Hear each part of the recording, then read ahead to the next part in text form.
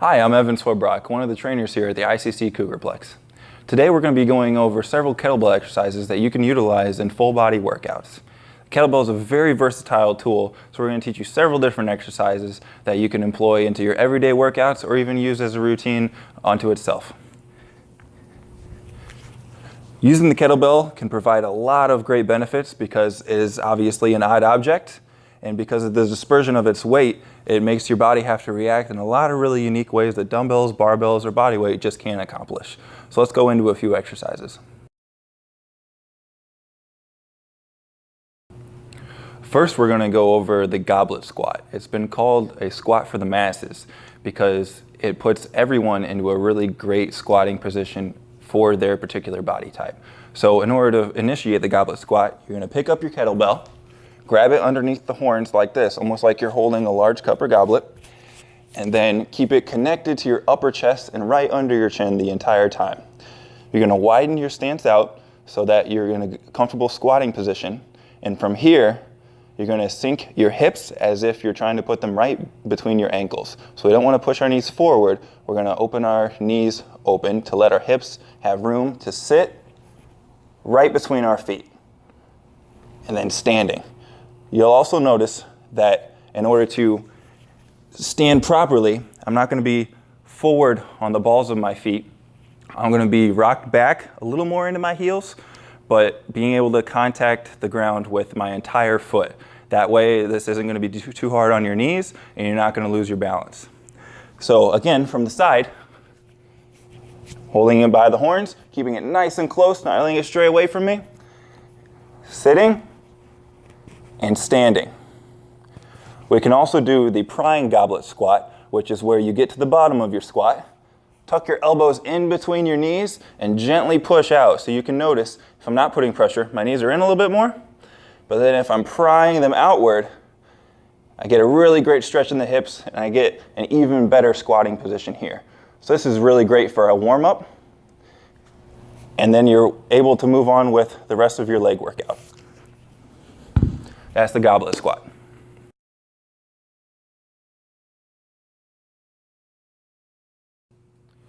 Now we'll move on to the kettlebell swing. This is a very good movement for building explosivity and also adding a lot of intensity into your workouts. It is very great for working the core, the grip, forearms, hamstrings, glutes, even calves. Very great full body exercise. So we're going to first address the kettlebell when it's on the ground by keeping a nice neutral spine. Keep in mind this does not mean your chest has to be erect the entire time, but we're going to keep it nice and flat so we're not rounding over. We're going to grab our kettlebell, stand nice and tall, and then we're going to initiate a swing by sending our hips backward and then sending them back forwards. So you can start with little swings and then build up to where you're letting your hips dominate this movement, keeping that back nice and neutral and not letting yourself round over here, and then standing tall like a statue at the top. You'll notice there's a little moment where the kettlebell is just hanging out there at the top. I'm not trying to make that last longer by pulling with my shoulders. I'm just letting it float there and then reloading with my hips. So a couple different faults that we find with the kettlebell swing are leaning back too much in the back. So here, leaning like this. You notice I'm really arching my spine way too much, which can be very detrimental on the low back. And then also, you think about where my arms are straight.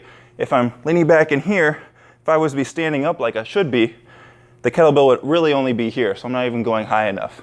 So that's kind of a way your body tries to trick you into thinking that you're getting enough work into that kettlebell to get it high enough. Another fault that we see is holding on with the shoulders. So if you want to see how difficult this really is, go ahead and take a heavy kettlebell and just hold it at shoulder height as long as you can. I'll guarantee it won't be very long. So what we want to do is make those big muscles of our body do all that work, get the kettlebell up there, and let it swing right back down. It's only going to be up there for about a moment. So hips back, hips through. Get a good rhythm. Make sure you're not squatting, sending those knees forward, and let those hips do all the work. That's the kettlebell swing.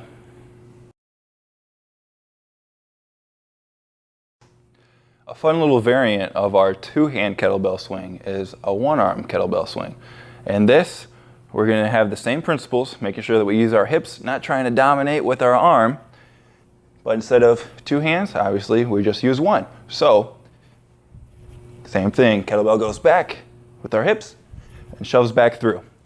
Notice that I'm not letting the kettlebell dominate where I'm going. I'm not turning here, trying to swing it back up, right? I'm trying to keep my chest as level as possible and keeping it square with my hips. There's gonna be a little bit of a bend when you really have to swing backwards, where I'd be here, but you notice it's not very dramatic. Gonna keep this shoulder plugged into the socket, and then able to use those hips and be nice and strong. You can easily switch by doing a half swing, switching hands, and going right back into those swings again. That's our one-arm kettlebell swing.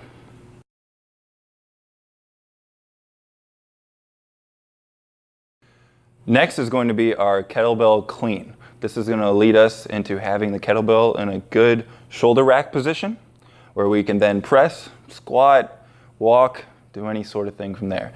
It's very close to our one-arm swing, except instead of letting that kettlebell come outward, we're going to pop it upward. So there'll be a little bit of a nuance there. So stand nice and tall, give it a little swing, then hips back, and then pop up and through. As opposed to sending that kettlebell outward, we're going to pop upward. And you notice my hand isn't dragging it along, using the shoulder and the bicep to pop it here. I'm using my momentum to pop it here, right? So what's going to be a big fault you're going to find is the kettlebell crashing on you. When you go up, and then you notice there's that big dramatic crash.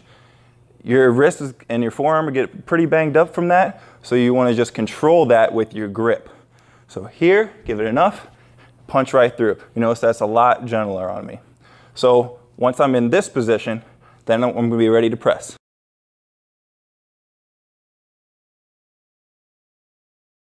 So once you've cleaned the kettlebell and you're in a great pressing position where your forearm is vertical and you've made a little triangle with your fist, shoulder, and elbow, you're ready to press. You're going to squeeze the kettlebell as hard as you can, maintaining a nice straight wrist, and press straight upward. You notice I can be good and stable right here, the kettlebell hanging out on the back of my forearm. Pull it into that great rack position again, and you can repeat. If you need to, take your other arm, just throw it out for a little bit of balance so that you don't have to bend away from the kettlebell. And remember to be squeezing your glutes, abs, and legs the whole time so you have a nice, stable base to press off of. That's the kettlebell press.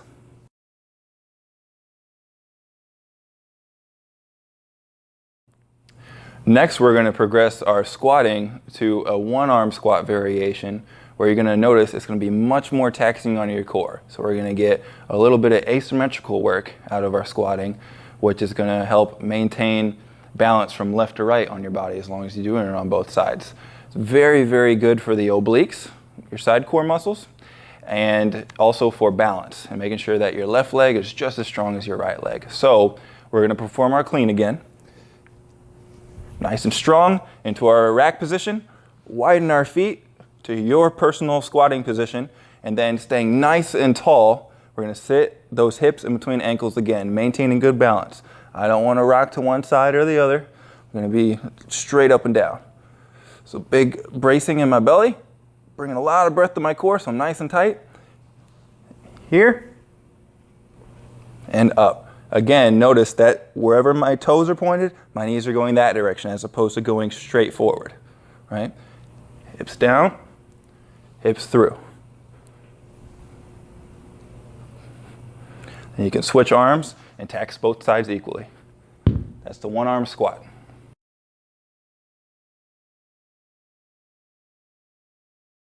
So last but not least is going to be some farmer walk variations. A farmer walk is basically where you're just picking up any sort of implement and carrying it. These can be done in different positions. Typically, it's going to be at waist, but we're going to go ahead and let you use your kettlebell clean and do it at shoulder height as well. So first, at waist, we're going to have our kettlebell over to our side. Nice and tall, great posture. Pick it up nice and evenly. And then what we want to do is walk very nonchalantly with this kettlebell, keeping a big proud chest and opening up your back. You can almost press your tricep against your lat a little bit. This is easier to see from behind, so I can be really relaxed or I can really expand and open up my back to be nice and strong and carry my kettlebell away from my leg, not letting it saddle into me and not leaning my hips away from it. So I like to think that if you're walking, if someone wouldn't be able to see that you're holding a weight, it's going to look very nonchalant, almost like you're not holding anything at all. So the walk is just going to be a nice, steady walk, letting your other hand move along just like it would if you were just taking a little stroll. Then, of course, we want to be nice and even, so we're going to be using both arms. That's your waist height kettlebell walk. Now at shoulder height, you're going to clean the kettlebell up, maintain that really great shoulder rack, and same thing, you're not going to let it dominate you one way or the other. You're going to walk nice and nonchalantly. All right? Pretend this is as light as a feather and walking nice and strong.